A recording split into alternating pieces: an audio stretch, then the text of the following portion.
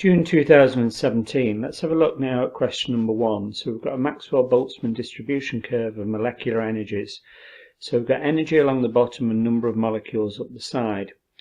Just to note the shape of the curve then, no molecules have no energy at all. So here it goes to the origin. This energy here coming down and touch it, and if you go down from the peak down here, is the energy that most particles have. The average energy would be just to the right. And then if you note that the line never touches the x-axis. It doesn't touch the x-axis because there's always some molecules that have a very high energy here. So let's have a look. Label the horizontal axis, that's energy.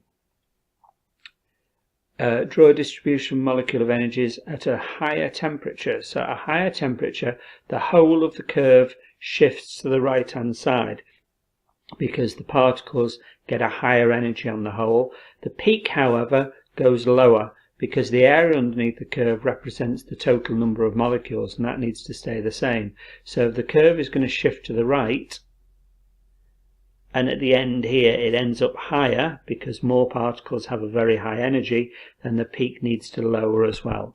So it will look something like that.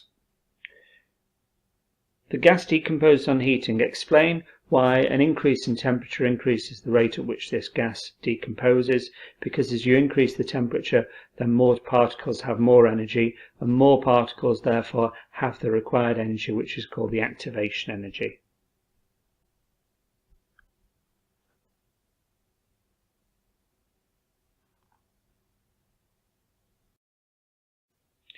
Question 2. An experiment was carried out to determine the relative molecular mass of a volatile hydrocarbon. Volatile means it's got a low boiling point. Hydrocarbon means it contains hydrogen and carbon only. It's a liquid at room temperature, liquid X. A known mass of X was vaporized at a known temperature and pressure, and the volume of the gas produced was measured in a gas syringe. Data from this experiment is shown in Table 1. Calculate the relative molecular mass of X. Well, what have we got? We've got mass, we've got temperature, we've got pressure, we've got volume, and at the bottom here we've got the gas constant R. So it's clearly pointing to PV equals nRT. PV equals nRT is the only equation we know with R in it. And so by being given the gas constant R, we know that we're using that. Pressure. Pressure should be in pascals. 102 kilopascals to turn into a lower unit of pascals, you multiply by 1,000, so that's going to be 102,000. Volume should be in meters cubed. It's in centimeters cubed. To turn centimeters cubed up into decimeter cubed, then you divide by 1,000, so that's 0.072. To get decimeter cubed then up into meters cubed, up another unit value, then you divide by 1,000 again, so it's 0.00072 meters cubed. Temperatures in Kelvin, it's already in Kelvin. If it was in degrees C, you'd add 273, but it's already in Kelvin, so that's fine. Let's have a look at the equation then. PV equals nRT, pressures in pascals, 102 kilopascals multiplied by 1,000 to get kilopascals into pascals, 102,000. Volume should be in meters cubed. It's been given in centimeters cubed. To get centimeters cubed into decimeters cubed, you divide by 1,000, 0.072. To get decimeters cubed up into a large unit value of meter cubed, you divide by 1,000, again 0.00072 meters cubed. Temperature's already in Kelvin, so that's correct at 373. If it was in degrees C, you'd add 273 to turn degrees C into Kelvin. So now PV equals nRT, pressure 102,000 multiplied by volume 0.00072 equals N, the number of moles, that's clearly what we've got to find out, multiplied by R, the gas constant, and we've been given that, multiplied by the temperature 373. Multiply these two numbers out on the left, 7.344 equals N, multiply these two numbers out on the right, 3099.63. So N is 7.344 divided by 30993 0.63. So the number of moles is 0.002369. I now know the number of moles of gas X. I've been given the mass, so if I've got moles and mass, I must be able to work out MR, and that's what you're asking for. So moles is mass in grams divided by MR. I've been given mass in milligrams. To convert milligrams up into a larger unit value of grams, then I've got to divide by 1,000. So 194 milligrams up into a larger unit value of grams, divide by 1,000, 0.0194. So that's the number of grams. MR I don't know. Moles 0.002369 is the mass 0.194 divided by MR. So MR, if I rearrange, eventually MR is 0.194 divided by 0.002369 equals 81.89. I've got to get it to two significant figures. Why two significant figures? Because I've got three significant figures, three significant figures, three significant figures, but the volume, 72, is only to two significant figures. So I find my data with the lowest significant number of significant figures. Everything's to three significant figures apart from the volume is only to two, and therefore I've got to go to two significant figures, the number of significant figures of my lowest piece of data in the question. So I'm going to round this up to 82. 82 is the MR to two significant figures. Analysis of a different hydrocarbon Y shows that it contains 83.7% mass of carbon. If it's a hydrocarbon, it only contains hydrogen and carbon, so there's 83.7% of carbon. The remainder must be hydrogen. So if you do 100 take away 83.7, you'll come out with 16.3% is hydrogen. Let's have a look at the solution then now. So we've got 16.3% is hydrogen, 83.7% is carbon. You divide by the atomic mass of each of them. The mass of carbon is 12, the mass of hydrogen is 1. So if you divide each of those, 83.7 divided by 12, 6.975, and this one turns out as 16.3. Not a great ratio, that. So you divide by the smallest, 6.975, 16.3, you divide both of them by the smallest number, so that equals 1. 16.3 divided by 6.975 equals 2.33. So the ratio is 1 to 2.33. Then you multiply by a number you're going to have to spot the number that you need to multiply by to get this fraction into a whole number. 2.33, if you multiply by 3, that equals 7. And this one equals 3. So multiply both of them by 3 and it ends up as a ratio of 3 to 7. So its simplest formula, its empirical formula, is C3H7. Now it needs us to work out, after the empirical formula, the molecular formula. So the molecular formula is its true formula. So we get this from the MR. So we look at the MR. If we add up C3H7, a carbon has got a mass of 12, so that's 36. A hydrogen has got a mass of 1, so that's 7. 36 add 7 is 43. That seems to be half 86. So the true formula is going to be double this, C6H14. You can check out his MR then equals 86 if you wish. Question 3, let's have a look. Let's have a look through it and read through it before we do spoilers. Compounds A, B and C all have the molecular formula C5H10. So C5H10, if you double the 5 and it ends up as a 10, it's got the general formula CnH2n. So it looks on first impressions of it's an alkene. With a double bond. A and B decolorise bromine water, so A and B do have a double bond, but C does not. So that's strange. C5H10, the general formula of an alkene, double the number of carbons, end up with a number of hydrogens, CnH2n, but it hasn't got a double bond. That shows that that can happen if it's cyclic. If it's got a circle, it can have single bonds, but the general formula of an alkene. So C is definitely cyclic, and that will explain why it doesn't decolorise bromine water, but it can have CnH2n as its general formula. B exists as two stereoisomers, but A does not show stereoisomerism. So the double bond. Stereoisomers are geometric isomers at AS level. So geometric isomers means that there's a double bond in there, and the double bond has no free rotation. So what that means is that stereoisomers can have the same structural formula but different positions of atoms in space. And B has got geometrical isomerism, so it means to the left of the double bond 2 of the groups are different, and to the right of the double bond 2 groups are different. A has a double bond but does not show stereoisomerism, does not show geometrical isomerism, and so to the left of the double bond 2 of the groups must be the same, or to the right of the double bond 2 of the groups must be the same. Let's have a look then at the solution. A and B are unsaturated, have a double bond. Yes, we established that. B has 2 different groups to each side of the double bond, could be pentuene. Pentuene, yes, we've drawn actually Z pentuene here, that's fine. Let's just check out that it does have the properties that it describes in the question. Does it have a double bond? Yes, it does. It will decolorise bromine water. Does it have 2 different groups to the left of on the carbon to the left of the double bond? Yes, it has a H and a methyl group. Those 2 are different. Let's check to the right. A H and an ethyl group. Yes, those 2 are different. It will show stereoisomerism or geometrical isomerism. So let's just check out whether it's Z or E that I've actually drawn. So if I go to the left of the double bond and find the carbon there, it's joined to an H and it's joined to a C. So the H has the lower atomic number. H has an atomic number of 1, carbon has an atomic number of 6. So this group would take priority, you'd highlight that. To the right of the double bond, hydrogen has an atomic number of 1. Carbon has an atomic number of 6, so I'd highlight this one here as taking priority. Both groups on the same side, that would be Z pentuene.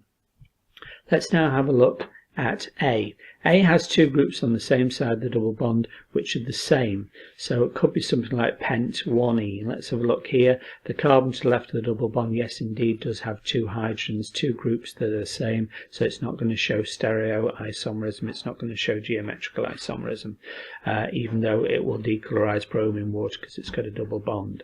Let's have a look then at C. C we said is saturated. It's only got single bonds because it doesn't decolorise bromine water.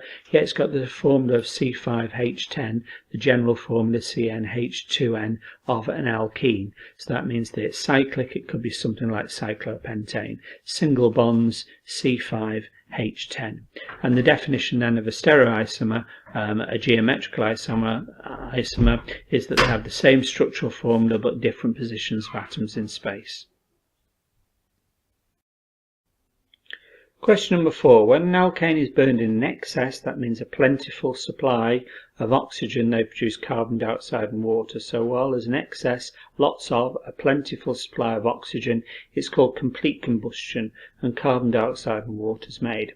Incidentally, if there isn't an excess of oxygen, or not a plentiful supply of oxygen, not enough oxygen, it produces carbon monoxide and water, like there is in a faulty gas boiler where there's not enough ventilation oxygen coming in. It can also make a black solid like it does coming out of a car exhaust engine called carbon as well, if there's not a plentiful supply of oxygen. Anyway, there's an excess, a plentiful supply of oxygen, so it's going to make carbon dioxide and water.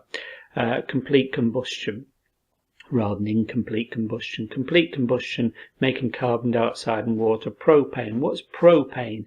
C3H8. It's got single bonds, so the general formula CnH2n plus 2. 3 carbons in propane. Double it, add 2 is C3H8. Reacting with oxygen, we'll come to the 5 in a minute. It makes carbon dioxide and water, we'll come to the 3 and 4 in a minute. So I've got C3H8 plus O2 making 3 CO2 and 4 H2O. The only place that the carbons can go is into the carbon dioxide, so 3 carbons must be 3 CO2. The only place the H's can go is into the water, so 8 H's must be 4 H2O to make 8 H's on either side, and now we can balance the oxygens. Let's work out how many oxygens we've made. 3 times 2 is 6, 4 times 1 is 4, 6 add 4 is 10, a number multiplied by 2 to equal 10 is a 5. Question 4.2 is a little bit of maths. It says we've got bond enthalpy data and we've got an expression for the bond enthalpy is minus, and then in brackets 496N plus 2O2. That's an expression for the bond enthalpy, and the bond enthalpy of combustion is minus 6650. In other words, this expression equals minus 6650, and you need to solve it for N to work out how many carbons there are n carbons, we've got to work out n. So let's have a look at this. Enthalpy of combustion equals minus 6650, and it equals this expression, minus 496 plus 202. You may know from maths that if there's a bracket, then everything, the minus applies to everything throughout the bracket. So minus 6650 equals minus 496, and that's a plus, but it gets a minus, minus 202.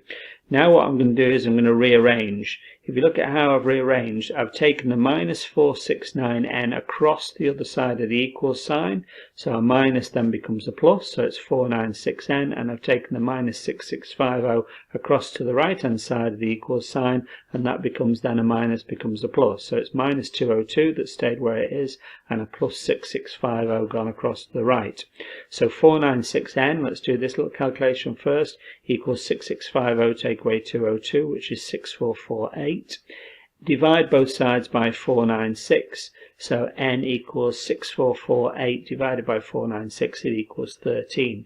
So I've got 13 carbons. I know the general formula for an alkane is CnH2n plus 2, so I double the 13 to 26, add 2 and it becomes 28.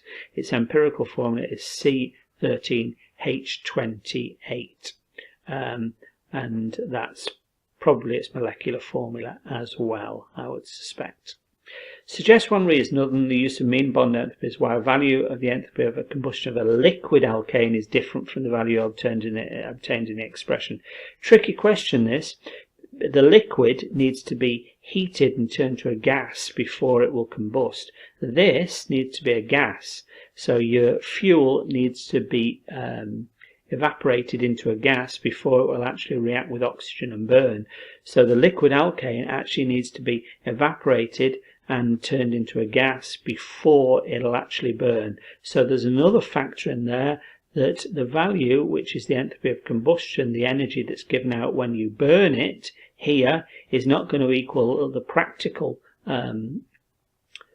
value, because you've also got to evaporate it before you actually then combust it. So there's heat energy needed to turn the liquid alkane into a gas before it's combusted. A tricky question, that. Here now we've got some values, so we've got enthalpy change when you combust each of these alkanes, and we're missing a value of propane. We've got to plot this on the graph, and then we've got to use the graph to work out the value for propane. If you plot it on a graph and you put the points there, you'll get a mark for the points, and then if you put a line through it, you might be tempted to put a straight line through it as a line, draw a line of best fit. That's actually wrong. A line of best fit doesn't have to be a straight line. If you look, you get a better line of best fit by doing a curve. It can't just be zigzagged. You can't just join all of the points with a straight line. It's got to be a line of best fit, but a line of best fit could be a curve, and I think a curve fits that better. As long as it's a smooth shape, either a straight line or a curve, that can be a line of best fit. So I think your line of best fit is sort of like that, and then when you read from the graph, methane, ethane, propane, butane, pentane, 1 carbon, 2 carbons, 3 carbons in propane, 4 in butane, 5 in pentane. So we've got 3 carbons here. We go down until the line and we read it off here, and I think it's minus 51.4, something of that nature. We've got spoilers here, sorry about that. When isooctane is burnt, the enthalpy change is minus 47.8 kilojoules per gram. That means when you burn 1 gram of this isooctane, it releases, the minus means it's exothermic, gives out 47.8 kilojoules of energy, 47.8 thousand joules of energy. It's liquid at room temperature with a density of 0.692. And we've been given a volume. Why are we given density? Well, density is mass over volume. That's the only equation we know, and that must be the equation to use then if we're given density. Otherwise they wouldn't give us density. Density is mass over volume. Look at the units of density. It's in grams and it's in centimeters cubed. So the volume needs to be in centimeters cubed to match this value. I've been given 1.00 decimeter cubed, so I've got the volume, but it's in decimeter cubed, and it needs to be in centimeter cubed to match that centimeters cubed in the density value. So how do I convert 1 decimeter cubed into a smaller unit value of centimeter cubed, then I multiply by 1,000. So 1 decimeter cubed is 1,000 centimeters cubed. So now density is 0.692. The mass I don't know, I'm not given the mass, I think that's what I've got to work out, divided by the volume that needs to be in centimeters cubed to match the units of density, divided by 1,000. Mass equals 0.692 times 1,000, so I've multiplied through by 1,000, and that will equal 692 grams, and it's in grams because the units of density are in grams. So the enthalpy change now tells me that I have 692 grams. The enthalpy change is minus 478 kilojoules when I burn 1 gram per gram. So minus 478 kilojoules per gram. Gram to the minus 1 means that you're burning 1 gram. And so for 692 grams, it's going to be 692 times the value when I've burnt 1 gram. So minus 478 times 692 is 33077.6 kilojoules. The answer should be in the same number of significant figures as the other values. 1, 2, 3 figures. 0 doesn't count to the left. 692 is 3 significant figures. 1.000. I've got to try and get it to 3 significant figures. I'm never going to get this to 3 significant figures, but I need to get it to 3 numbers at least. I need to round it up. 331, 3 whole numbers, and then with 2 zeros at the end. That's the best that I can do. Ethane dioic acid is a diprotic acid. That means that 1 mole of acid reacts with 2 moles of sodium hydroxide. Sodium hydroxide is a base or an alkali. So diprotic acid, you only need 1 mole of acid to react with 2 moles of the hydroxide. Hydroxide being a base or an acid. Anyway, we've done a titration, so we've added acid to the base or the alkali, and we've measured volumes, we've got some known concentrations, we can do some calculations. So what have we got first of all? We acted completely with 25.30 centimeters cubed with 0.5 mole dm to the minus 3 sodium hydroxide. I've got a volume and I've got a concentration of sodium hydroxide. I've got 2 values. It wants me to work out concentration and volume. Concentration is moles divided by volume in decimeter cubed. It wants me to do that calculation first of all. So let's have a look at the calculation. So for sodium hydroxide, I've got a volume 25.3 centimeters cubed. However, concentration is moles divided by volume, and the volume needs to be in decimeter cubed for concentration equals moles divided by volume. We can see the units of decimeter cubed there. So we know this centimeters cubed is going to match the decimeter cubed of the concentration. So let's change centimeters cubed into decimeter cubed. It's a small unit up into a larger unit, small unit up into a larger unit, so you divide by 1,000. 25.3 divided by 1,000, 0.0253 decimeter cubed. We've got the concentration already, that's fine. Concentration equals moles divided by volume in decimeter cubed. So concentration 0.500 equals number of moles divided by the volume in decimeter cubed, 0.0253. Multiply both sides by 0.253, so now you end up with moles equals 0.5 times 0.253. Number of moles of sodium hydroxide is 0.01265. Now, why have they given me an equation? What is an equation? An equation is a recipe, a chemical recipe to show me the amounts of chemicals that react together and what's made. So I've got 1 mole of the acid reacting with 2 moles of sodium hydroxide. I've got the molar ratios 1 to 2. 1 mole of this reacts with 2 moles of this.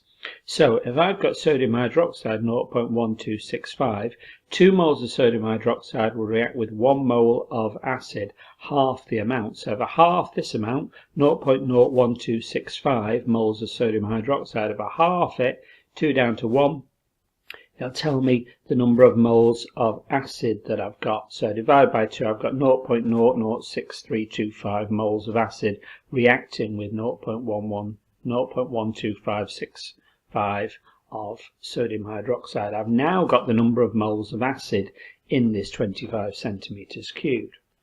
So the confusing thing now is that you might think, well, I've got moles of acid and I've got volume, I'll work out concentration of acid. You don't need to do that. But read the question. Calculate the mass of acid in the 25 centimeters cubed. So in this 25 centimeter cubed, I know I've got 0.006325. I've got the ethane dioic acid, so I can work out its MR. I've got moles. Moles, I can work out its MR. Two H's are 2 1s, 2 carbons, 12 each is 24, 4 16s are 64. I can work out that the MR of the ethane dioic acid is 90, and I've got moles, so I can work out mass. So number of moles, 0.006325 in this solution, 25 centimeters cubed solution, equals the mass of the acid in there divided by its MR. So the mass equals 0.006325 multiplied by the MR 90, 0.569 grams in that 25 centimeters cubed. It wants it in milligrams. How do I convert a big unit like a gram down into a smaller unit like a milligram and multiply by 1,000 to go that way? So multiplied by 1,000 equals 569. I'm not sure why there's an 8 there. 569 milligrams. The student used a wash bottle containing deionized water when approaching the end point to rinse the inside of the conical flask. Explain why this improved the accuracy of the titration. Well, it washed any of the sodium hydroxide from the side of the flask into the mixture to make sure that all the sodium hydroxide had reacted. So washing it down into the flask, make sure that there's no sodium hydroxide on the side of the flask that doesn't react. Give the meaning concordant titers. What concordant titers is, if you do titrations, they're called titers. An individual result from a titration is called a titer. Then the three, if you've got 3 or 4 or 5 or 6 or 7, however many titers you've got, how many results from your titrations, you need to choose 2 titrations which are within 0.1 centimeters cubed of each other. So you pick 2 of your titers, 2 of your results from your titration, however many you've got, and you just use those 2. And those 2 have got to be no more than 0.1 centimeters cubed away from each other, apart from each other. Those are the 2 that you use, and you ignore any of the others. That's what concordant means. 2-methyl-propan-1-ol can be prepared from reacting 1-bromo-2-methyl-propane with dilute aqueous sodium hydroxide. A mechanism for this reaction.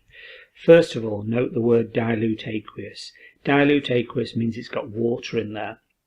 When you use cold water, it doesn't specify the condition of cold, but we know there's water in there. Cold water, what actually happens is the hydroxide group on the sodium hydroxide replaces or substitutes itself for the Br. So the Br is lost and the hydroxide replaces that. That's what happens in cold water when water is present. And therefore the Br comes off, and the Br on the 1-bromo, the bromo on carbon number 1 is replaced by an OH group. An OH group is sometimes called an ol group, and look, there it is, a 1-ol. So name the mechanism. Well, OH minus is a nucleophile. We'll discuss that in a minute. It's a nucleophile and it's substituting, swapping itself for the Br. So it's nucleophilic substitution. Let's have a look at the mechanism now, and we can understand what a nucleophile is and what's actually happening. So in cold water, sodium hydroxide dissociates. Dissociates means breaks up. It breaks up into its ions. It breaks up into Na plus ions and OH minus ions. The Na plus ion isn't important. It's a spectator ion. It just sits there and doesn't do anything. So you don't include that in the mechanism. If you do, if you include Na, sodium, Na plus in the mechanism, you will get it wrong. You only need the hydroxide part. That's the part that reacts. And a hydroxide ion is an OH minus ion, but it's got a lone pair of electrons on the O. Remember, a curly arrow can't come from a minus. It can only come from a double bond, a single bond, or a lone pair of electrons.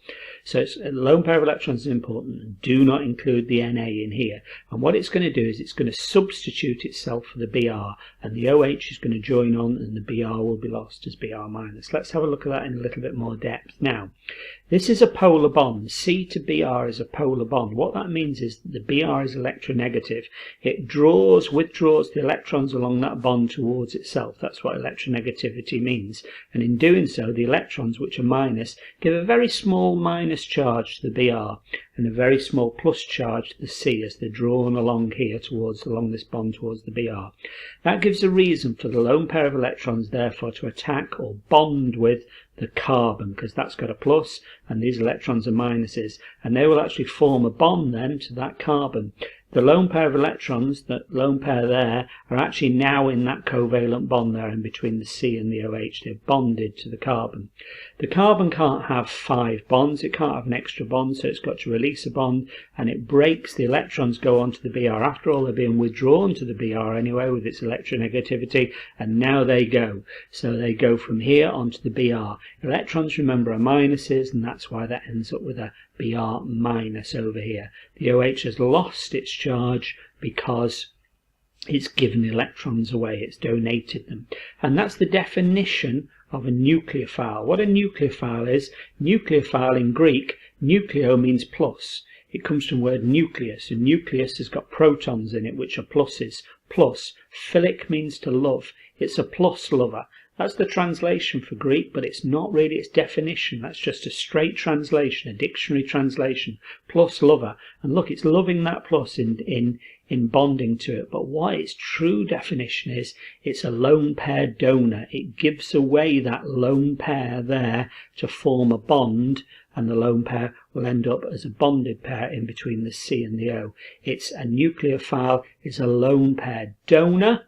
And in doing so, in donating them and forming a new covalent bond here, the Br is lost or substituted, hence nucleophilic substitution.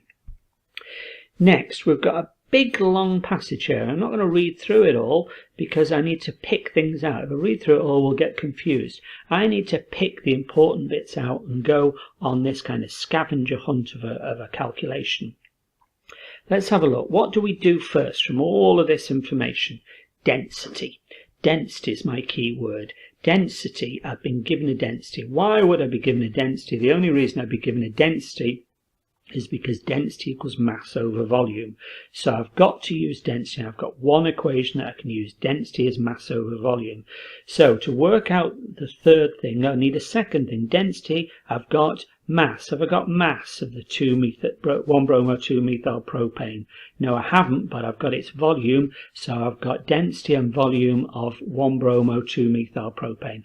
I must have density as mass over volume. I've got density, I've got volume, I must have to work out mass. So let's have a look at this calculation now. Density is mass over volume. What units are they in? Well, density is 1.26, that should be a 6 there rather than a 5, 1.26 grams per centimetre cubed. So that gives you a clue that the mass is in grams and the volume's in centimetre cubed. So that mass is in grams and the volume's in centimetre cubed. And I've got the volume in centimetre cubed, 2 centimetre cubed. So they're in the right units.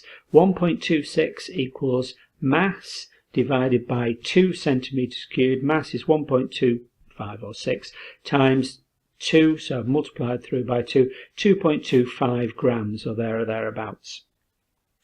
Okay, so I've got the moles now. I can work out moles by looking at mass that I've got and dividing by mR. So moles equals mass divided by mR. I've got the mR of the 2-methyl propane, so that's the next step. 136.9. I've now got 0.0164 moles of 1-bromopropane. It's always useful to have moles because then I can refer back to my equation. I've got my equation. 1 mole of this makes 1 mole of this, and that's why I've got the equation here in front of me. So the equation tells me the molar quantities. After all, it's just a recipe with amounts in moles. 1 mole of this makes 1 mole of this. Have I got 1 mole of this? No, I've got 0.0164 moles of the 1-bromo-2-methyl propane. 1 mole would make 1 mole, so 0.0164 moles of this will make 0.0164 moles of my product, of my 2-methyl propan 1-ol. So now I know how many moles of 2-methyl propan 1-ol I've got. What other information have I got about the 2-methyl propan 1-ol? I've got its mass and I've got its MR. I could work out the mass theoretically, not using this value were obtained yet, I could work out theoretically how much I should make. I know that I should make 0.0164 moles. Moles is mass divided by MR. I've got the MR as 74. Moles is 0.164 equals mass divided by 74. Multiplied by 74. I should make 1.216 grams of my 2-methyl-propan 1-ol. That's how much I should make. I've not used any experimental data yet. This is theoretical, just from maths and chemistry. That's how much I should make. Now it tells me how much I did actually were obtained, how much I actually did get.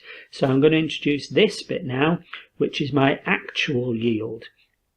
895 milligrams. I've got a problem though, because my theoretical mass is in grams. So let's turn milligrams into grams, and then we've got comparable units. 895 milligrams, small unit into a bigger unit like grams. I'm going to divide by 1,000. So small unit into a larger one divided by 1,000. 895 milligrams divided by 1,000, 0.895 grams. That's how much I actually did make. So from all of my maths and my chemistry, it tells me I should make 1.216 grams. I've actually made 0.895 grams, so I've made less than I could have done, which is no surprise. Yield, small number divided by a big number multiplied by 100, 73.6%. Let's check out why it's only to 3 significant figures. It's because that's to 3 significant figures, 895 is to 3 significant figures, 1.26 is to 3 significant figures, so 3 significant figures seems to be appropriate accuracy to use. 6.3. When 1-bromo-2-methylpropane reacts with hot concentrated ethanolic potassium hydroxide. Here's another clue. Hot ethanol. Ethanol, hot alcohol, hot ethanolic solution, hot ethanol. That means I get something called an elimination reaction. So when I change the conditions, I get an elimination reaction. Potassium hydroxide is the same as sodium hydroxide really in its reactive properties, so that doesn't really matter. I've got hydroxide, but I've got hot concentrated ethanol this time. And so the mechanism and the kind of reaction, what I make, changes. Potassium hydroxide rather than dilute sodium hydroxide doesn't really matter. That's a red herring. Doesn't really matter because the potassium and the sodium really are spectator ions. They don't do anything. It's the hydroxide that's important, as I mentioned before. Hydroxide OH minus. If you include the sodium or the potassium in the mechanism, you'll get it wrong. I'm going to come back to those two again in a minute. I'm going to look at the mechanism. So the OH minus, that's the important part. So when sodium hydroxide or potassium hydroxide dissociate, they make OH minus ions, and there's a lone pair of electrons on the O, which is important. And the sodium and potassium are really not important. We don't include those at all. Now what happens in hot ethanol, hot ethanolic solution, is that you get a different mechanism. If you have a look at the CBr, instead of the OH minus attacking the C here and replace the Br being replaced, what actually happens is you find the CBr, you go along another carbon, so you find the CBr along another carbon from that C and find an H. So you go from the Br 1, 2, 3 and you find an H. So you find the CBr, you find the neighbouring carbon, and you find the H on that carbon. And the OH minus attacks that, bonds to that H. You use the lone pair of electrons from a curly arrow. Remember, it can't come from a minus, it's got to come from the lone pair of electrons.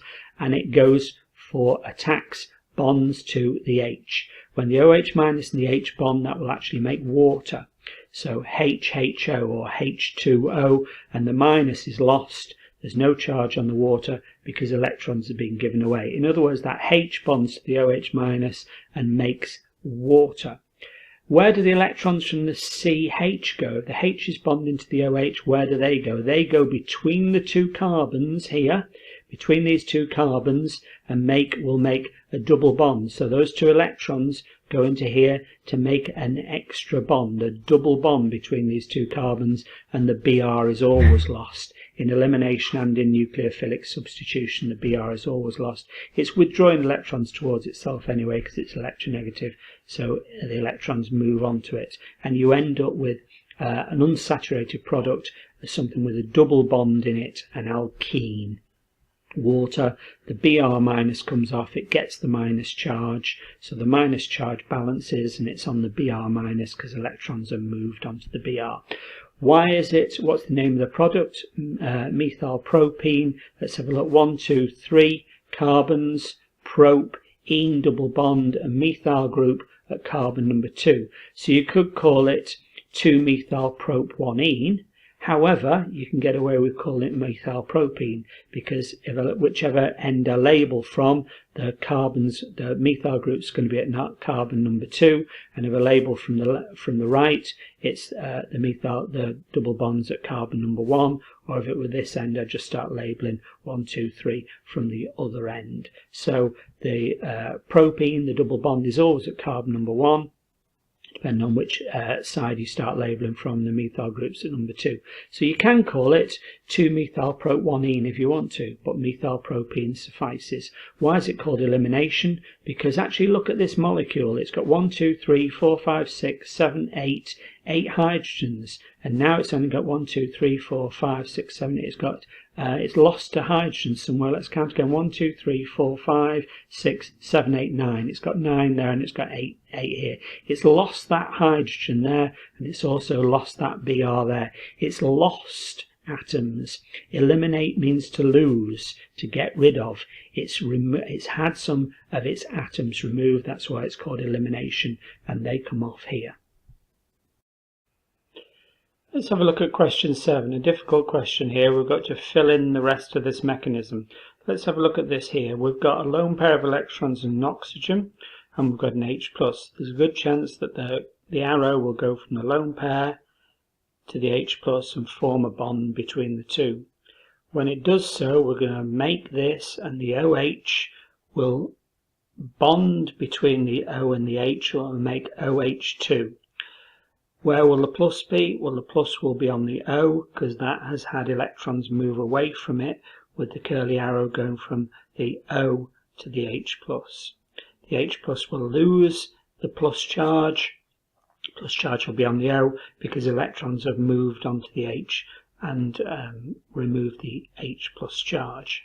So here, curly arrow to the H+, and the O gets the plus with an H2.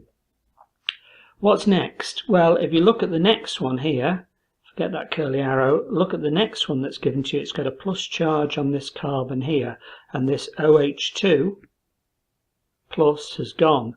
So how do we get rid of that OH2 and end up with a plus charge here? Well, this bond's got to break, and the electrons go onto that plus charge. It will release H2O then. The plus charge will disappear, release H2O, water, because the electrons have gone onto the O+, and so electrons being minus have eliminated that plus charge on there. This carbon now is short of the bond that was there. It's not got the bond that was there, so it's not got enough bonds. If it's not got enough bonds, it's got a plus charge on it. How does this then turn into this? Well, this H here that's been drawn for you has disappeared from here. It's gone, and so has the plus charge, and there's a double bond here.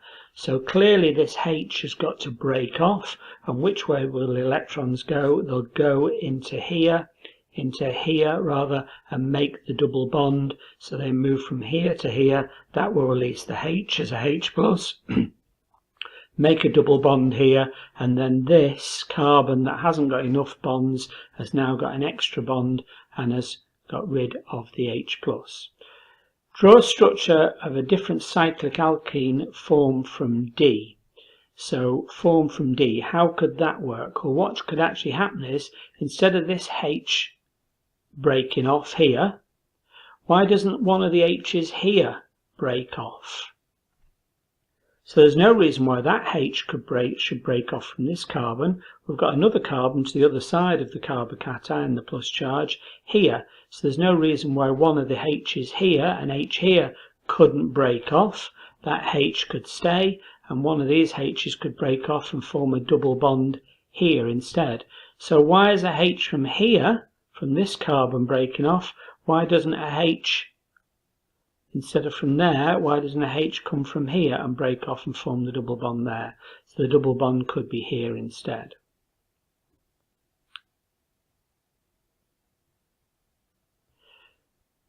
7.3, let's have a look. Carbocation D can form a reaction called a rearrangement to form carbocation E. So this can turn into this.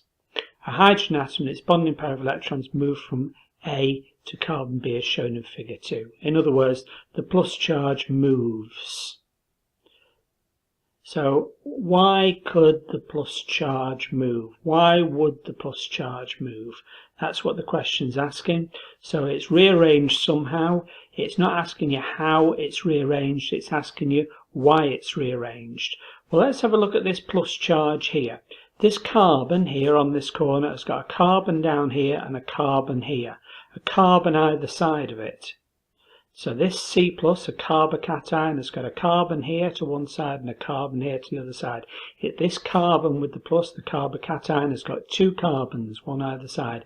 It's a secondary carbocation. Secondary means that there's two carbons joined to the, bonded to the C with the plus. Whereas here, this carbon has got one carbon here, one carbon here, and one carbon here. It's got three carbons joined to the C with the plus. So the carbocation's got three other carbons joined to it. It's a tertiary carbocation.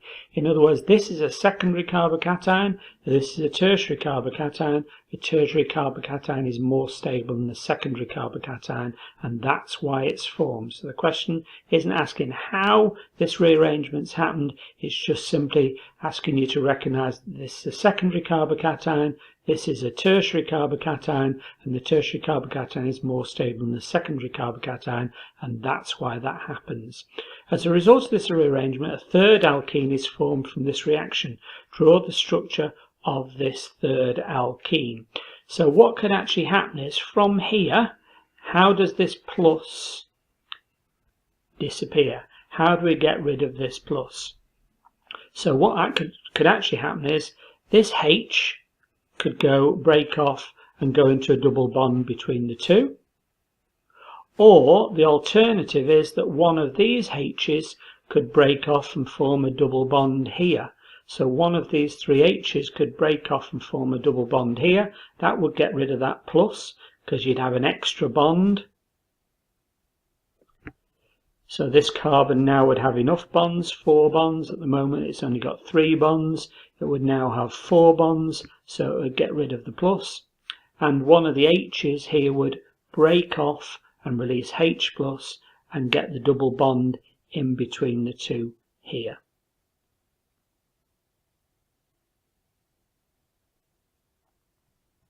And then finally, cyclohexane is prepared by the dehydration of cyclohexanol, concentrated phosphoric acid, which is there, cyclohexene, cyclohexanol, and phosphoric acid are the catalyst. So you're not asked for any kind of reaction, you just asked to identify the boiling points of these three, and how cyclohexene can be separated from the reaction mixture. Well, this is phosphoric acid. I've drawn for you cyclohexene. So hex is 6, cyclo in a ring with an ene, a double bond, and cyclohexanol is 6 carbons in a ring with an OH in there as well. So you've got to identify which has got the largest boiling point. So the largest boiling point happens when you've got intermolecular hydrogen bonds. Oxygen joins to hydrogen, or fluorine joined to hydrogen, or nitrogen joined to hydrogen. So I've got 1, 2, 3 oxygen to hydrogen bonds. I'm going to have intermolecular hydrogen bond in between one of these phosphoric acid molecules and another. I'll get a very large delta plus, delta minus polar bond on the OH, and that will form very, very strong dipole-dipole attractions with the other polar bonds in the other 3 OHs on a neighbouring phosphoric acid molecule, and those very, very strong dipole-dipole interattractions when you've got an oxygen joined to a hydrogen, a fluorine joined to a hydrogen, a nitrogen joined to a hydrogen, that's called hydrogen bonds. Very, very strong dipole-dipole. Plus the fact that we've got a phosphoric acid to an oxygen as well. This is going to be a polar bond, and so that's going to also form dipole-dipole attractions. This will have the highest boiling point because it's got hydrogen bonds in it, and it's got 3 OHs, so it'll have 3 sets of hydrogen bonds, and it's also got a polar bond here, the phosphorus to the oxygen, which will form dipole-dipole attractions. Next highest boiling point is this one, because it's got hydrogen bonds, but it's only got one OH, so it'll have one set of hydrogen bonds between the molecules. This one has only got carbons and hydrogens, so it's got no hydrogen bonds, it's got no polar bonds, it's going to have van der Waals bonds as intermolecular bonds, which are the weakest kind of intermolecular bonds between its molecules.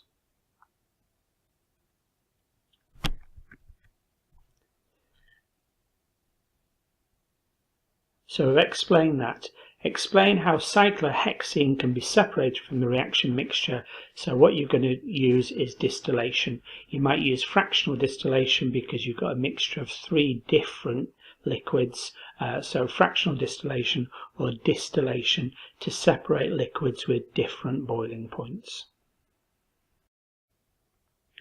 Draw the skeletal formula of 3-methyl butanal. So but is 4, so you've got to draw 1, 2, 3, 4 in a line, in a zigzag shape, 4 carbons in a line, so 4 lines.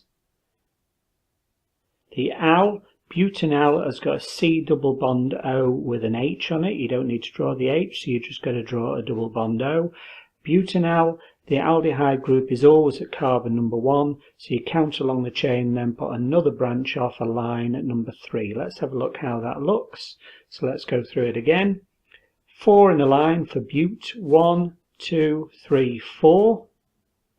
This is your aldehyde group. It's the carbon there that's got a double bond O, and it'll have an H off it as well. So it's CH double bond O, a CHO group, CHO. You don't need to draw the H, we're leaving all the H's off. But one thing you need to recognise is that this aldehyde group is at the end of a chain, so that's always carbon number 1. So your methyl group's at carbon number 3. 1, 2, 3, and there's your methyl group. It can either go up or down, doesn't really matter. And that's your carbon, not showing its hydrogens, of the methyl group. Draw the displayed formula C5H11Br. That's the major product of the reaction of 2-methyl butene with hydrogen bromide. So to show this, we need to do the mechanism and show you what it looks like. So here, this is your 2-methyl butene. 2-methyl butene. Let's just check. But 1, 2, 3, 4 in a line. 4 in a line. 1, 2, 3, 4 in a line. And at carbon number 2, if I start labelling this as carbon number 1, carbon number 2, I've got a methyl group, and I've got a double bond at carbon number 2 as well. I could put this methyl group here instead if I wanted to, but I've got 4 in a line at carbon number 1, 2 at carbon number 2, I've got a double bond and I've got a methyl group. So that's 2-methyl butene with hydrogen bromide. Now the HBr is going to join across here.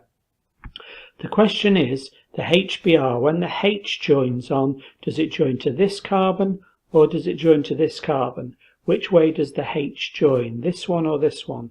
Well, the rule is that a H bonds to the carbon that's already got the most H's bonded to it. This carbon's got one H bonded to it, this carbon has got no H's bonded to it. So the hydrogen will bond to this one, and that's to do with the stability of the carbocation that's formed. It's going to end up with a tertiary carbocation here.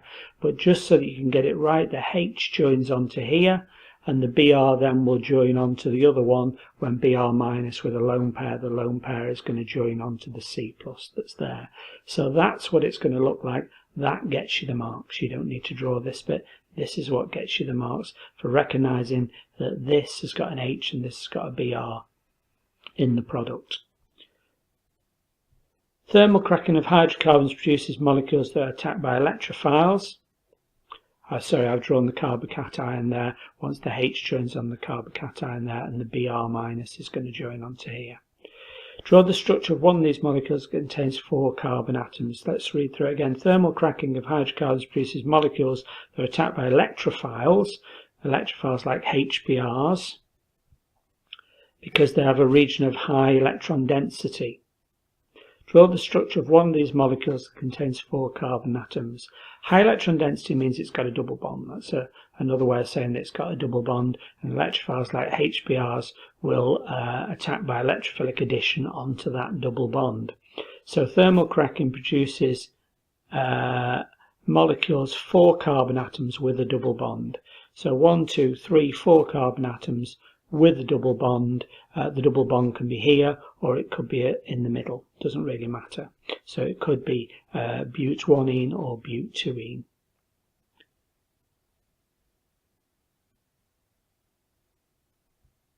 We've got chloroethene can be polymerized to form polychloroethene. So chloroethene is 2 carbons with a double bond, HH on one carbon, HCl on the other. And the double bond is broken to make single bonds either side, and they've all joined together. You can see the chloroethene that's been there as a monomer joined together as a series of repeating units. Chloroethene has a melting point of -154. PVC, this is polychloroethene here, the polymer, sometimes called PVC or polyvinyl chloride, melts at a temperature much over 100 degrees C. Explain why PVC melts at a higher temperature than chloroethene. Well, remember, chloroethene is a small molecule.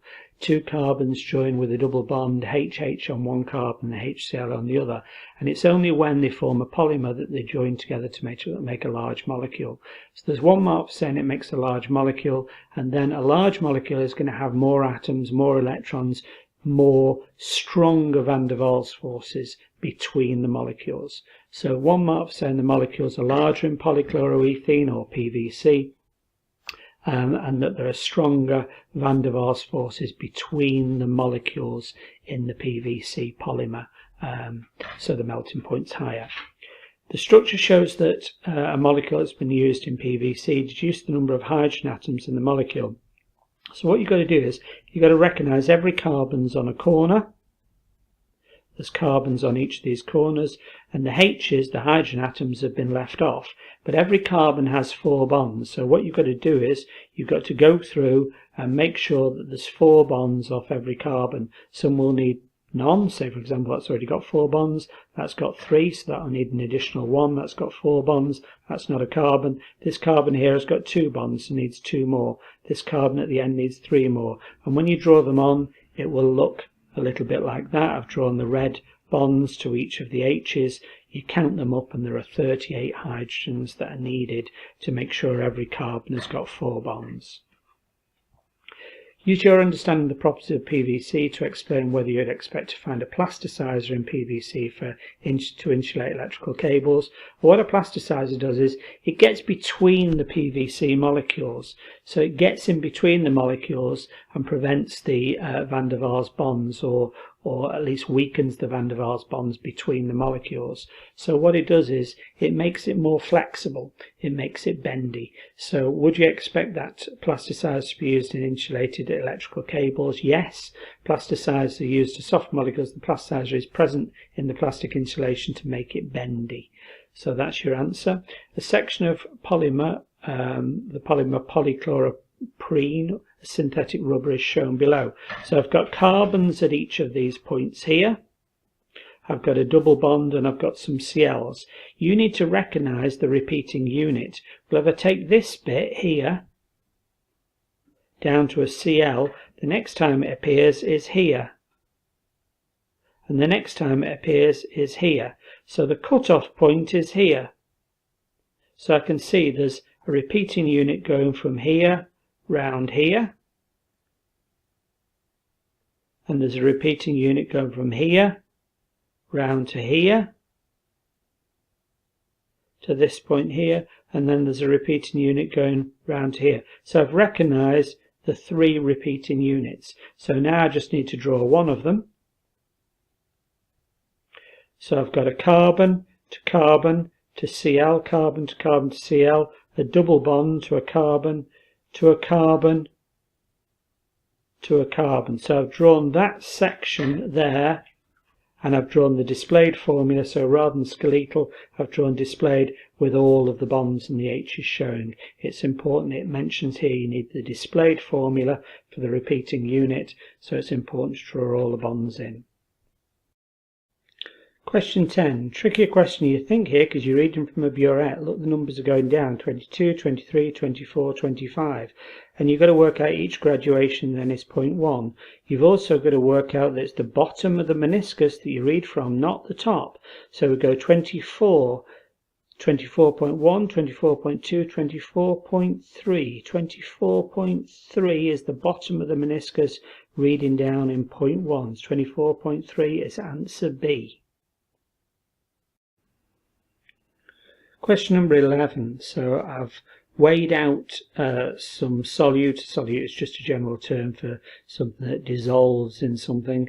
So the solutes start off with, after the weighing bottle is 4.48, that's the mass of the bottle, that's the mass of the bottle, plus the solute, the solid that you're dissolving in the liquid. So if I subtract the two, then I'll find out the mass of the solute. Once I've found the mass of the solute, I need to work out the uncertainty. Now I've got two readings. I've got a reading of a mass with the solute, and then I've got another reading of just the bottle on its own afterwards, after I've added the solute, poured the solute from the bottle. So I've got two readings. Each reading, read this carefully, each reading from the balance has an uncertainty of 0.005. But I've read from the balance twice. So I've got that uncertainty the first time I've read, and that uncertainty the second time I've read. So my uncertainty is twice. Let's have a look at that solution. The mass used, 10.13, take away 4.48, 5.65 grams I've added. The balance each time it's used has got an uncertainty of 0.005, and I'm doing two readings on the balance, so I've got to multiply that by 2. So the total uncertainty is 0.005 times 2, which is 0.01. The uncertainty is the small number divided by the big number, 0.01 divided by 5.65 multiplied by 100%, 0.18. The answer is C. Which of these is going to produce this spectrum? Now let's go through. We've got a data book alongside us, but let's see if we can do it without the data book. Ethanol. Ethanol has got an OH, and OH produces a broad, large absorption here, around about 3,500, and that's not there. So it's not ethanol, because the OH, the alcohol, would produce a broad, wide absorption around about 3,500. Propanoic acid has also got an OH, and its OH is also wide and broad, sort of here around about the 3,000 mark, 2,500 to 3,000, somewhere here, and that's not present, that's not broad and wide. So anything with an OH, an alcohol, or an oic acid, an OH is a broad, wide absorption, so it's not B and it's not D. Pent-2ene, the carbon-to-carbon double bond, is going to be quite hard to spot. Butanone, the carbon-to-oxygen double bond, is here. That's that one at around about 1,700. Let's have a look at the data book. Butanone, carbon-to-oxygen, is present 1,680 to 1,750. That's that one, as we've said. So we've identified a carbon to oxygen double bond. Ethanol hasn't got a carbon to oxygen double bond and hasn't got the broad, large absorption that's at 3,230 to 3,550. Pentanene is a carbon to carbon double bond. That should be at 1,620 to 1,680, around about here. Sometimes quite difficult to spot around about here, but we know it's not pent-2ene anyway, because we've identified this carbon to oxygen double bond, which is a really strong peak, absorption peak here at 1,680 to 1,750, and propanoic acid OH would be a broad, large absorption here around about 3,000, 2,500 to 3,000, so it's definitely butanone. What's the most likely bond angle of the oxygen atom in ethanol? Well, let's consider ethanol. Ethanol has got a C with an O to an H, so it's got COH. Oxygen's in group 6, so it's got 6 electrons in its outer shell. It will use one of those electrons to form a pair, to form a covalent bond with the carbon, and it'll form and use another electron to bond to the hydrogen. So it's got one electron of its 6 used to bond to the carbon, one electron of its 6 to bond to the hydrogen. It's got 4 left. It's going to have 2 lone pairs. So if it's got 2 lone pairs, if it's got 6 in its outer shell, it's going to have 1 of its electrons in the shared pair with the carbon, 1 of its electrons in the shared pair with the hydrogen, and it's going to have 4 left. 1, 2, 3, 4. It's going to have 2 lone pairs. So it's got 2 bonded pairs and 2 lone pairs. The way you work that out is 4 bonding pairs. It's got a bond angle of 109.5 and is tetrahedral. If you introduce 1 lone pair, then that value comes down by 2.5 to 107. So if you've got 3 bonding pairs and 1 lone pair, it comes down to 107. 2 lone pairs and 2 bonding pairs comes down by another 2.5 degrees to 104.5. So that would be V-shaped 104.5. Which compound is a structural isomer of Z-butene? This is testing that you know what the difference between structural isomers, which have got the same molecular formula but a different structural formula, such things as chain isomers, position isomers and functional group isomers, and that you're not confused by the red herring of the Z. The Z is a stereoisomer where you've got the same structural formula but a different position of atoms in space, usually because you've got no free rotation about a double bond, and so you get Z and E. But that's stereoisomerism or geometrical isomerism, and it's asking for structural. So it wants to know a structural isomer of this, either a chain isomer, where you're changing the length of the chain from bute, which is 4, down to 3, or whether you're using positional, changing the position of the ene from a 2 to a 1, or whether you've changed the functional group and got rid of the ene altogether. So let's have a look. Butane. Well, butane is not going to be an isomer because it's going to have the molecular formula C4H10. Butene has got the formula C4H8, CN2N. So this butane has got too many hydrogens. It's not got the same molecular formula. It's not even an isomer. E-butene, we've mentioned Z and E. Yes, they are isomers, but they're geometric isomers or stereoisomers where you've got no free rotation about the double bond, and therefore you've changed the 2 methyl groups. One is up and one is down on the E. They're opposite to each other. Z are on the same side of the double bond. Yeah, they're isomers, but they're not structural isomers. They're geometric or stereoisomers.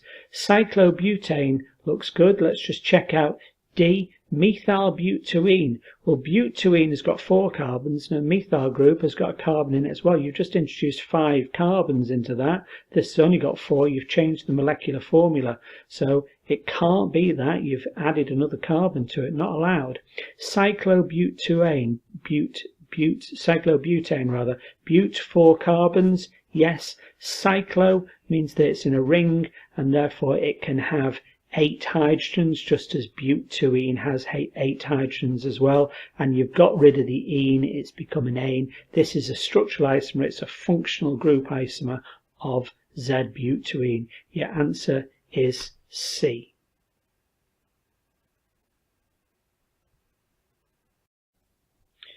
Question 15 and 16. Which equation is a propagation step in the conversion of trichloromethane into tetrachloromethane by reaction with chlorine in the presence of ultraviolet light? So if you've got chlorine in the presence of ultraviolet light, you've got free radicals. You've got atoms or groups of atoms with a dot, an unpaired electron on there.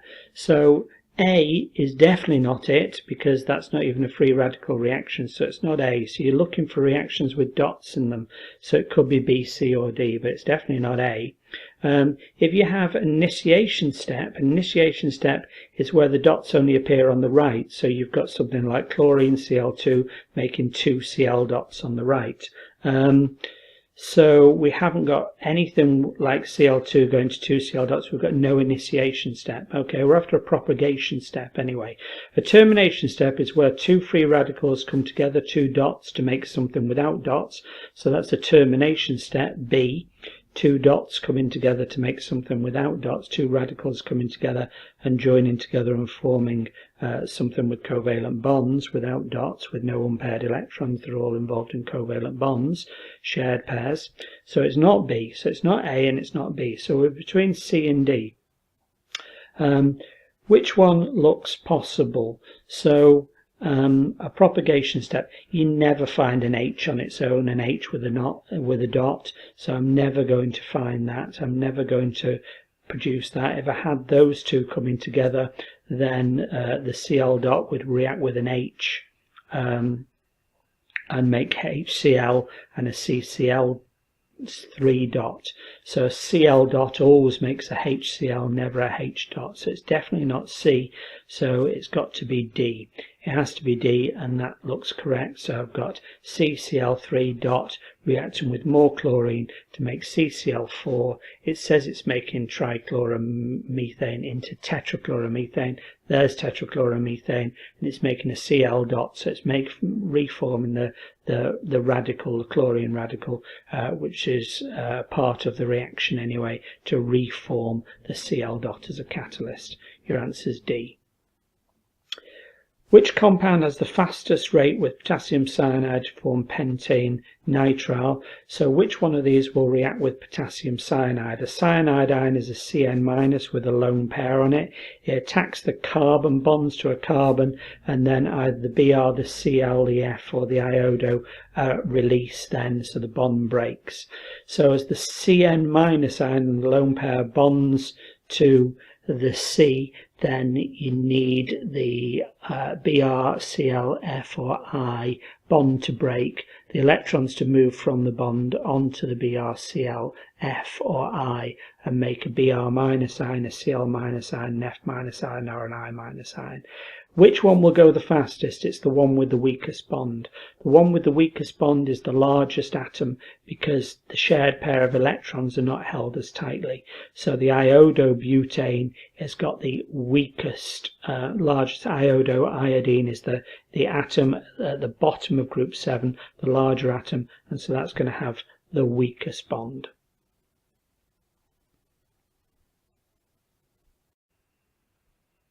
Question 17. Which alcohol can be oxidized by acidified potassium dichromate? So that's orange, and it will go to green, and it will oxidize primary and secondary alcohols. It won't oxidize tertiary alcohols, but cannot be dehydrated by heating with concentrated sulfuric acid. So let's first of all get rid of any tertiary alcohols because they won't be oxidized by potassium dichromate. A tertiary alcohol is where the C with the OH has 3 other carbons bonded to it. So the C with the OH has 3 other carbons bonded to it. Let's have a look at this. Butan-2-ol. So the OH is at carbon number 2. So it's in the middle of a chain at carbon number 2. It's got carbon number 1 and carbon number 3 around it. Is there a methyl group at carbon number 2? Yes, there is. There's 2 methyl groups, one at carbon number 2 and carbon number 3. So on carbon number 2, it's got a carbon on carbon number 1 and a carbon alongside it to the right on carbon number 3, and it's got a methyl group at number 2. That OH is surrounded by 3 carbons. That's a tertiary alcohol. It's not going to be oxidized by acidified potassium dichromate, so we can rule out A.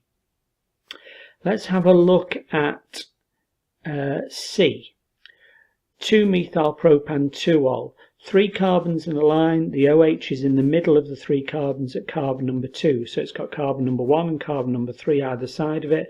Oh, and at carbon number 2 it's got a methyl group as well. So that carbon number 2 has got the OH, it's got a methyl group, and it's got a carbon either side of it, 1 and 3. So the C with the OH at carbon number 2 has got 3 other carbons around it. That's a tertiary alcohol as well. So A and 3 are not going to react with acidified potassium dichromate.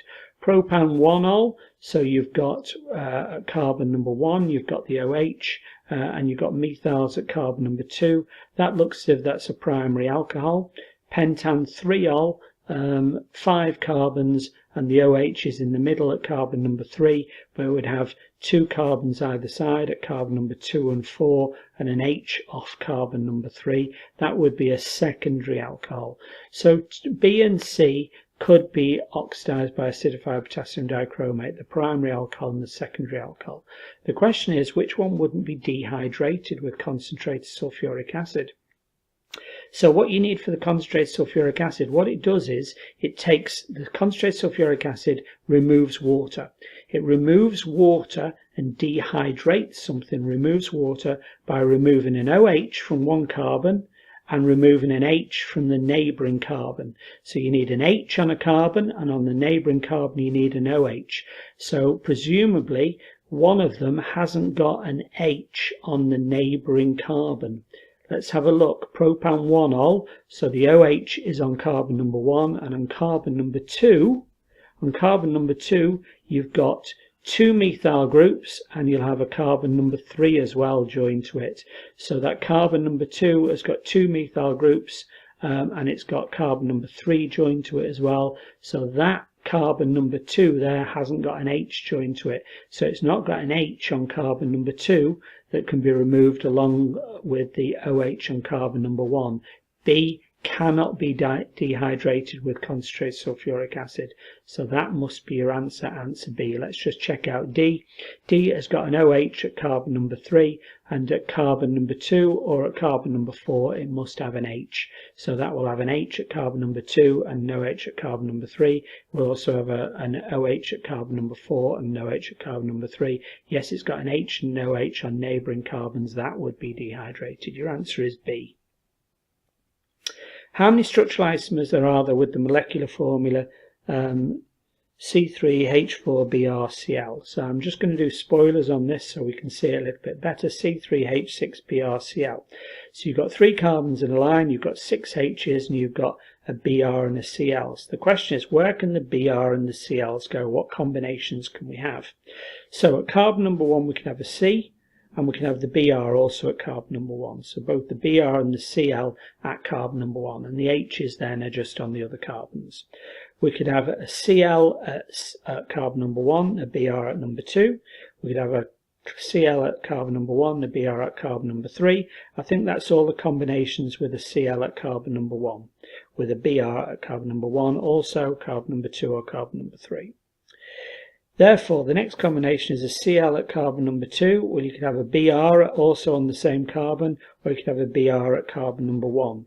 Remember, if the Cl is at carbon number 2, then carbon number 1 and 3 either side are effectively the same, depending on which end you label them at. So say for example, if you have a Cl at carbon number 2, then the Br at carbon number 1 is the same as at carbon number 3. And similarly, if you have a Cl at carbon number 3, that's the same as at carbon number 1. So your answer is B, 5 different combinations. Question 19 and question 20 both involve some calculations, so I'm going to do spoilers so you can see my calculations. So first of all, I've got some information here, Avogadro's constant, which is the number of particles in 1 mole, and I'm going to work out how many moles of each of these there are. So in number A, 6.022 times 10 to the power of 23 are the number of particles in 1 mole. I've got the number of particles here, which seems to be less than this number, 2.10 times 10 to the power of 22 only, not times 10 to the power of 23, so I've got less than a mole. So let's work out the fraction of a mole that I've got. So I'll take the smaller number, 2.1 times 10 to the power of 23, divide by the larger number, and I'll work out the fraction of a mole that I've got. I've got 0.0349 moles in A. 1 gram of oxygen, well, O2 has got 2 O atoms, each with a mass of 16, so it's got an MR of 32. I've got 1 gram of it, so moles is mass divided by MR, 1 divided by 32, I've got 0.03125 moles of gas in B. In C, I've got milligrams of hydrogen. Well, I can do the same thing, milligrams into grams. If I'm going from a small unit like milligrams into a large unit like grams, then I divide by 1,000. 65 divided by 1,000 is 0.065, so that's the mass in grams. Moles is the mass in grams, 0.065 divided by its MR. Hydrogen, there are 2 H's, each with a mass of 1, so that's an MR of 2, 0.0325 moles. And the last one, it just tells me the number of moles. So all I've now got to work out is which one contains the most molecules. So there's a certain amount of molecules in a mole, so that's the same thing. I'm working out how many moles I've got. They all have the same. 1 mole of anything has 6.022 times 10 to the power 23 molecules. So in other words, I'm just working out which one has the largest number of moles. Which one has the largest number of moles? The answer is A, 0.0349, which is bigger than any of the other values. So that one will have the largest number of molecules. Which compound forms a molecular ion with a different precise molecular mass from the other three? Well, what you do is in a mass spectrometer, you take the ion, you take the atom, you take the particle, and you remove an electron from it with something called an electron gun, and then that forms a molecular ion. In other words, it's the molecule that's got a plus charge on it. It's had an electron removed from it. And what you then do is you can measure the mass of that ion. So in other words, it's saying if each of these were made into plus ions, and the mass of each of these ions then of these molecules were measured in a mass spectrometer, which would be the largest. So what you've got to do first of all is you've got to work out the MR. So in other words, which one of these has got the largest MR? That's what the question's asking. Make these into plus charged molecules, put them into a mass spectrometer, measure the mass of the molecules, which one has got the highest MR. So if I work out the formula, the molecular formula of each of them, C4H8O, C4H8O, C5H12O and C4H8O, they're all got 4 carbons, 8 hydrogens and 1 oxygen, apart from C, that's got a different relative formula mass, a different molecular formula. So this one would have a different relative molecular mass when you measured the mass of the molecular ion in the mass spectrometer. Your answer is C. Question 21 and 22 both involve calculations, so I'm going to do reveals so I can talk you through the calculations. So first of all, in an experiment, 4.2 moles of carbon monoxide, so that's that, we mix with 2 moles of steam, and then we haven't got any carbon dioxide and any water, sorry, any hydrogen at this point. So I've got 4.2 moles of that, 2 moles of water, no carbon dioxide, no hydrogen. Look, it's a reversible reaction, so it can go in the forward direction and the backward direction. And then when dynamic equilibrium's reached, which is where the rate of the forward and backward reactions are the same and the concentrations of the reactants and the products are no longer changing anymore, then the concentrations of these will stay the same. Let's work out how many moles of products we've got. We've got at equilibrium, we've got 1.6 moles of hydrogen made. Now if you look, 1 mole of this and 1 mole of this react to make 1 mole of this and 1 mole of this. So I've just made 1.6 moles of hydrogen. I must at the same time make an equal amount 1-to-1 of carbon dioxide. I make 1.6 of this. How much carbon monoxide is used to make 1.6 moles of hydrogen? And the answer is 1.6. So 1.6 carbon monoxide is used up to make 1.6 moles of hydrogen, because it's 1-to-1 to 1-to-1. And similarly, 1.6 moles of water is used up. So if I subtract that and work out what I've got at the end, 4.2 moles of carbon monoxide, 1.6 used up, I've got 2.6 remaining. 2 moles of water to start with, 1.6 used up, I've got 0.4 remaining. I've made 1.6 of carbon dioxide, 1.6 of hydrogen. Now my Kc is the concentration of carbon dioxide divided by, multiplied by the concentration of hydrogen, divided by the concentration of carbon monoxide, and divided by the concentration of water. Now concentration is number of moles divided by volume, and we haven't got the volume of the container. But the reason we've not got the volume container, it doesn't matter. We've got equal numbers of moles, 2 moles on the left-hand side and 2 moles on the right-hand side. And when you've got equal numbers of moles on each side, on the left-hand side and on the right-hand side, the volume of the container really doesn't matter when we're working out Kc. Because if I divide each of them by the volume to get the concentration, all of the volumes cancel out. So moles become concentrations for the purpose of working out Kc. 1.6 times 1.6 divided by 2.6 times 0.04. I'd work those out individually. If you're doing a calculator, work that out and then work that out, and you'll find out it's 2.56 divided by 1.04. 2.46 is your answer. The answer is D. Let's have a look at 22 then. Let's talk through this. A sample of 2.0 moles per decimeter cubed acid, so I've got a concentration as a volume. So first of all, I know I've got to work out moles, because concentration is moles divided by volume. The problem is that needs to be in decimeter cubed, because here I've got concentration with the units decimeter cubed. This needs to go into decimeter cubed. Small centimeter cubed into decimeter cubed. Small units into larger units are divided by 1,000, so 100 divided by 1,000 is 0.1. So now my concentration is moles divided by volume. Concentration 2 equals number of moles divided by volume, 0.1 decimeter cubed. I've worked out then moles is 2 times 0.1. I've got 0.2 moles of a sample, and I knew that I needed to work out moles because I've been given concentration and volume. So it's directed me in that way. What volume and water should be added to this acid to dilute the sample to a concentration of 1.5 mole per decimeter cubed? Well, the number of moles of acid hasn't changed. All I've done is put it in a flask and added some more water. So the number of moles of acid hasn't changed. I've just added some water, so my number of moles of acid is the same. So my moles of acid is the same. I know my concentration, so I know concentration, I know moles. I know concentration is moles divided by volume. My concentration is 1.5 because it tells me it there. My moles of acid haven't changed. I've only added some water divided by the volume of the flask, the volume of the liquid rather. So 1.5 equals 0.2 divided by the volume of the liquid.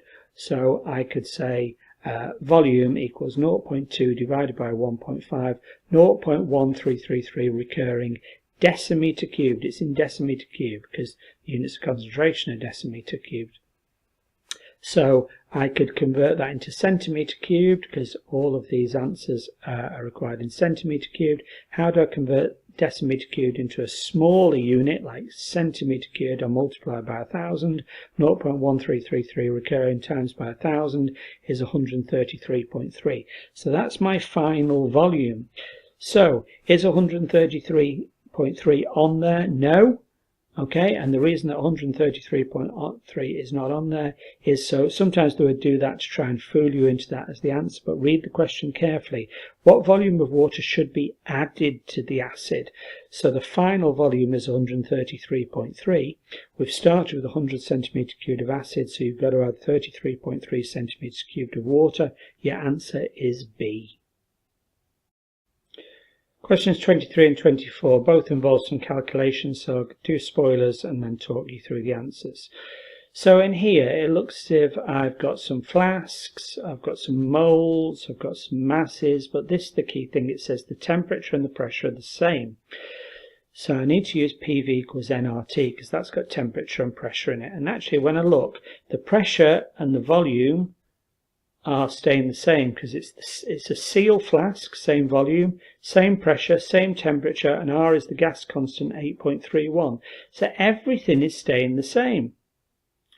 So flask A contains this number of moles of methane. So PV equals nRT if I work it out for this one, and all of these are going to stay the same. When I work out n number of moles, it equals that. When I work out this, n number of moles with the same pressure, the same volume, the same R and the same T, n must be the same for this as well. So if PV and R and T are the same in this one and the same in this one, then this other number n must be the same in both of them. So in other words, all this information is saying that flask A and flask B have got the same number of moles of gas. So 4.0 times 10 to the minus 3 moles of methane, this flask B must contain 4.0 times 10 to the minus 3 moles of methane as well, because n number of moles must be the same for both of them, because everything else is the same. So when you work out n, it must be the same. So flask B has got 4 times 10 to the minus 3 or 0.004 moles of gas as well. We've been given a mass in milligrams. To turn a small unit in milligram into a large unit like a gram, then we divide by 1,000. So 340 milligrams is 0.34 grams. Moles is mass divided by mR. So moles, which is 0.04, we've established that. 0.004 rather, equals number of mass 0.34 divided by mR. It's prompting us from the mass and the number of moles to work out mR. mR is 0.34 divided by 0.04. The mR is 85. In other words, it's saying which of these chemicals has got an mR of 85. Well, let's go through them. A, CH2Cl2. A carbon is a 12, hydrogen's a 1, Cl's a 35.5. You add it and you've got 85. You could check the others, but I've found it straight away. It's answer A. Analysis of sample of a chemical C22H33N5O4S showed that it contained 0.0195 moles of carbon. So what do these numbers tell you? They're the ratios of the number of atoms or the number of moles. It's the ratio of number of moles. So if I had 22 moles of carbon, I'd have 5 moles of nitrogen in there. So I've got less moles of nitrogen than I have of carbon. 22 carbon for every 5 nitrogen. So to work out the number of moles of nitrogen, I could multiply 0.195 by 5 and divide by 22. If you can't see that, another way of looking at it is that the ratio of moles of carbon to nitrogen is 22 to 6, so it's a 6, not a 5. I divide both by 22, so the ratio of carbon 1 to nitrogen 6 divided by 22 is 1 carbon for every 0.273 moles of nitrogen. So my moles of carbon is 0.195 multiplied by 0.273, 0.0053 moles of nitrogen. So I have got 0.0053 moles of nitrogen. If your maths is good, the quicker way of doing that would have been, as I say, to say 22 carbon for every 6 moles of nitrogen, a lot less nitrogen than carbon. What's the fraction of nitrogen compared to carbon? 6 divided by 22 multiplied by the 0.195, and it gives you 0.0053. Any way that you can work that out. Now then, I've got the number of moles of nitrogen in there.